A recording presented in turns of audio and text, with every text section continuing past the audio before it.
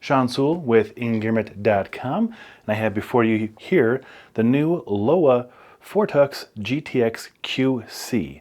This is a kind of a trail running shoe build, fast hiking mid-top shoe that I've used for the last 4 or 5 months here in Colorado. It's currently middle of winter, and they're very lightweight, and they're much like the Fortux we reviewed, the low top last year, and use those on many hikes. These stand out as being even more beneficial for the conditions we have, especially right now because it's snowy and wet, because it has Gore-Tex Invisible Fit technology instead of no waterproof breathable membrane. So in this review, I'll go over the fit, features, and functions on this lightweight hiking / trail running shoe. Let's get into it.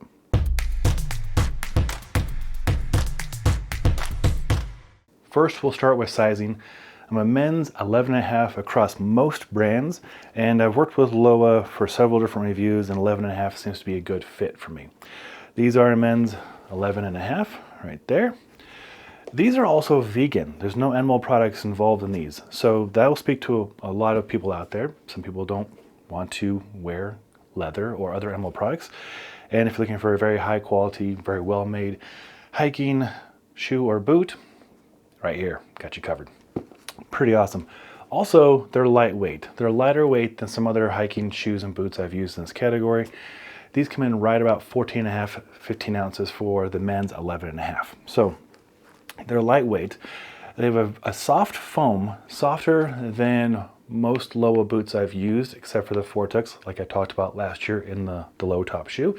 And that was a nice change of pace for me because it's not as soft as, say, a Hoka or On Clouds, but yet is softer than some hiking shoes or backpacking boots, but still has forgiveness as you're hiking around across variable terrain, and yet has enough cushion to be worn all day. I've used these all day as my everyday use shoe here in Colorado. We're based in Denver. And this time of year, we have on average like 2 or 3 inches of snow, especially out where my wife and dog and I live. We're on the plains, we're on the outside edge of Denver, and there's nothing to stop the wind. So if you know from your avalanche education, wind can deposit up to 3 times more snow than can come from the ground. So if Denver is getting forecasted for 3 inches of snow, I know there might be up to 9 inches of snow and some snow drifts. So it's nice to have a mid-top to tackle that when I'm walking the dog, and just everyday activities like that. Prior to that, before it got snowy, I did get these on some hikes in our usual terrain up about 10,500 feet right at the tree line in that area. And they were fantastic, just as the Fortux was before, with the added benefit of having that Gore-Tex Invisible Fit liner. The Invisible Fit liner compared to other Gore-Tex liners, as I feel like it's been more breathable. I know a lot of people complain about waterproof breathable membranes in shoes, and it creates a hotter kind of ecosystem, and that may be true for a lot of people and their experiences, but I find the Invisible Fit, not in just Lowa, but in Hoka and other brands too, does a really good job of managing the temperature. Thank goodness, that way I can still walk into mud and snow and different conditions and not worry about water coming in, nor worry about overheating when I'm inside, or if it's a hot day, which I've not encountered yet because these did come in beginning of fall. So I have not gotten them out on a hot summer day hike yet, but if I find it a big difference, I will update this review in the future. Typical lacing right here. Actually, I shouldn't say typical. It's a little bit skinnier laces than some boot laces. Again, adding to the saved weight. You do get loop holes right here, and then you get nice little click retainer right here and right here. No, you can't leave them partially tied. I know I try and incorporate most of my reviews. I'm lazy or efficient. I like to have speed laces or just kind of tie it and then slip in. I can tie it off right here and slip into the boot, no problem. But for actual performance and use, of course, you want to tie your shoes all the way to the top with the laces.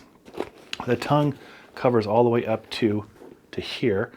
So that is good coverage. So you have at least, what is that? 3.5, 4 inches of coverage. So before you go into the puddle or mud or snow, know how much coverage you have before, so you don't wet out on the inside.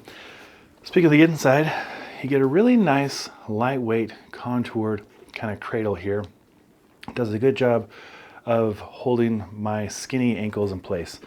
I think I've joked before about this, but I've got pretty skinny ankles. And my first year I was married to my wife, I noticed that she had more stronger ankles. And I said, "You have sturdy ankles, honey," and that did not go over well. So for sturdy ankle people, I'm sure it'd be a nice fit, but for scrawny ankled people, it's also a nice fit.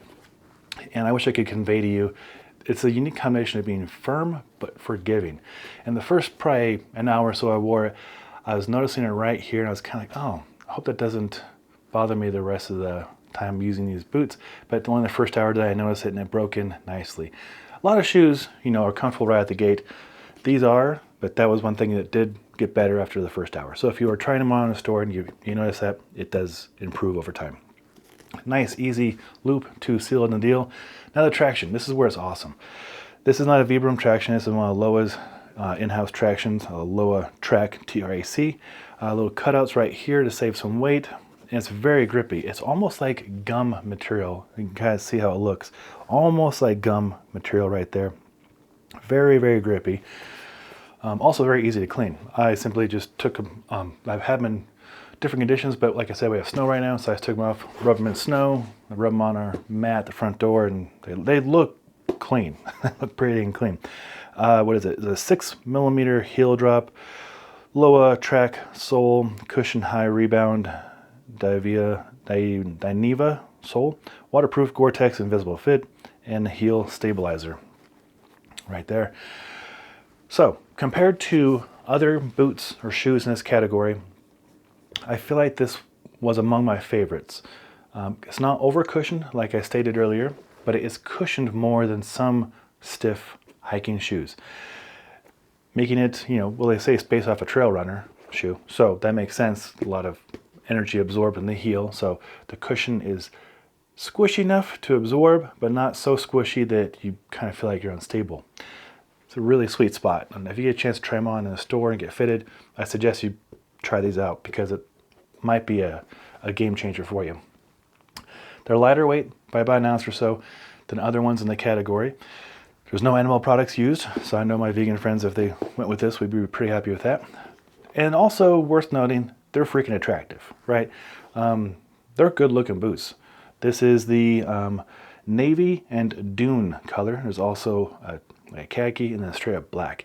I wasn't too sure how this would look online. It looks a little bit different, but in person it looks very, very sharp.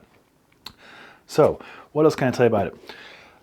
Lightweight hiking boot based off a trail running kind of platform with very nice, almost gum-like grip. Lighter weight than most in the category. Gore-Tex Invisible Fit, and a sharp aesthetic, and it's vegan. So there you go. And also my experience with Lowa boots over the years.